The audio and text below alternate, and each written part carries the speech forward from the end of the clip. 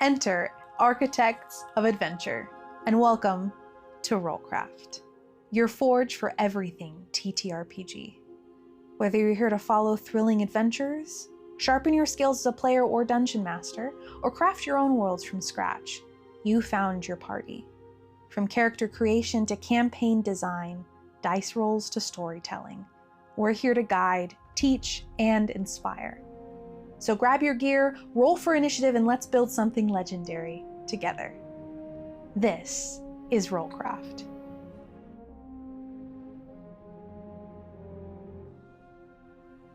Session 3, Synopsis. Wagons, Warnings, and Watchfires. Morning breaks soft and cold across the cave mouth, where smoke curls lazily from the remains of last night's fire. The air smells faintly of char and breakfast, the kind of scent that lingers after a night too long and too heavy. Theron awakens first from his elven trance, quiet and deliberate, tucking the blanket around V before catching sight of Roki, silhouetted against the pale dawn.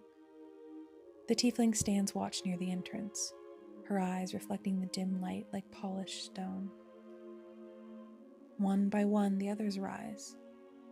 There's a shuffle of gear, the murmur of half-slipped voices, and the slow turn of purpose.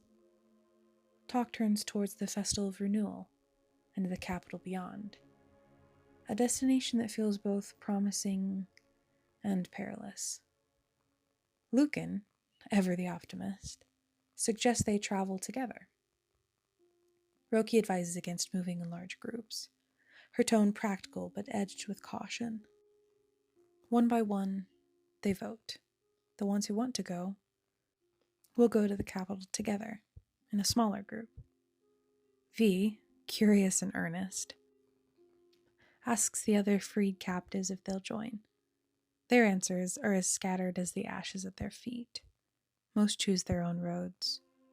The drow lingers, though, eyes like glass under shadow, intrigued by the group but unwilling to commit. The old man leaves first, after breakfast, steady and silent. The two tieflings follow, one blue-gray, one ember-red, pausing only long enough for the bard to exchange a knowing glance with Ewan. Recognition. Then gone. When the dust settles, what remains is a supply wagon, 4 strangers, 5 members of a new adventuring party, and the uncertain beginning of a new fellowship. Monty, the sharp-tongued halfling, lays down her claim to the wagon, and the rules of her companionship with the authority of someone who's been disappointed before. Don't touch my stuff, don't tell me where to go, and don't touch my liquor. Ewan, ever the moral compass, adds his own softer law. If you have a problem, speak it out. The group inventories their new home on wheels. Food and salt, dried meats and cheese, barrels of water both clean and foul, scattered weapons, tools, and something strange. A small burlap pouch of lime green seeds, one already sprouting a bright pink leaf bud. V waters it tenderly and ties it to his belt like a talisman. Monty and William hitch the horses, while Roki joins the drow on their black steed. With a final parting with the shadowed priest, Lucan finds more unanswered questions and more confusion than before when asking about a relic of Moros, the god of death.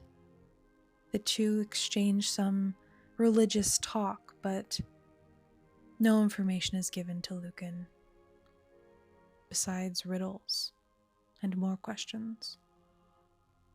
The caravan rolls on. They choose not to cross the scar of battle from the night before, instead veering towards the faint promise of civilization when they come to a crossroad.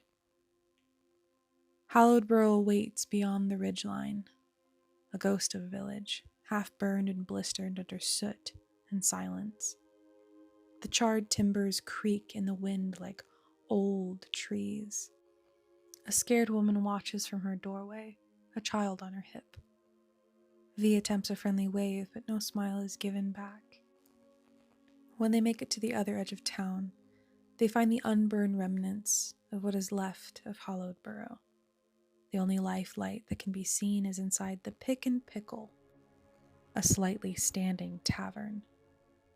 The air is warm, but uneasy. Few patrons drink here now. The barkeep's smile is weary, the barmaid's tone too careful. The adventurers trade words, coin, and quiet hopes. V fumbles through making an edible meal from the old food that they gave them, while Ophirin, ever patient, follows to offer healing and help. Theron earns a few silver playing his lute, enough to lift spirits, if not the mood. After an accident with a knife and a stale piece of bread, V heads out to the wagon to bandage his hand. Ophirin follows close behind. A broken statue looms in the square outside as they rummage through the wagon. Familiar to some, unsettling to others. The drow and Roki exchange sharp words near it before the two watches the drow storms off towards the stables and rides away. Roki attempts to brush it off when the group questions her later, but no more is said about their questionable drow companion after. By nightfall, the group leaves Hallowed Burrow behind after selling some of their goods to the struggling town. The road narrows into cliffside paths, jagged and wind-cut. They make camp with their backs to the stone, a small fire flickering between them. V and Theron venture into the forest for firewood, but something watches them. Something with moonlit eyes that shimmer between the trees. They return pale and tense, offering no explanation beyond silence. The night grows colder. Lucan and V take first watch. The older teaching the younger how to guard properly, how to listen for more than just movement. The others settle, Ophirin softly snoring near the fire, Monty and William huddled beneath the lean-to, and Ewan lying between flame and cliff. Theron trancing nearby. Roki keeps her distance until sleep, then finds her way to the wagon, curling up beside Theron against the cold. But warmth from the fire does not cut through the cold. Frost begins to creep along the rocks, the fire sputtering low.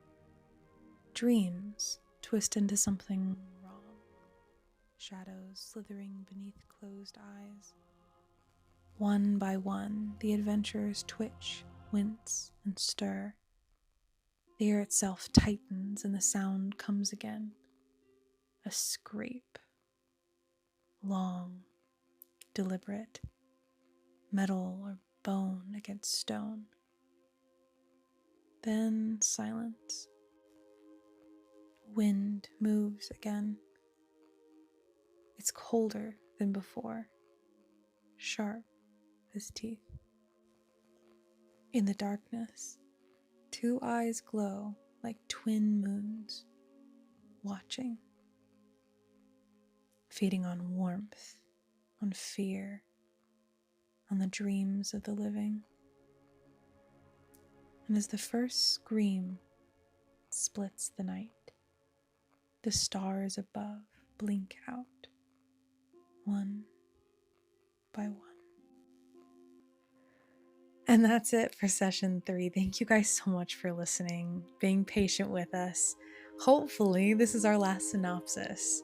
We've had some technical difficulties the first 3 sessions, but session 4, I'm happy to tell you I'm working on it right now, and it's gonna be awesome. So stay tuned, keep your eyes open, and we're really, really excited to keep you at the table. I hope this story is getting excited for you guys. And next time you hear this voice, it'll be with a whole bunch of other guys playing Dungeons & Dragons at the table. Thanks again, and keep rolling.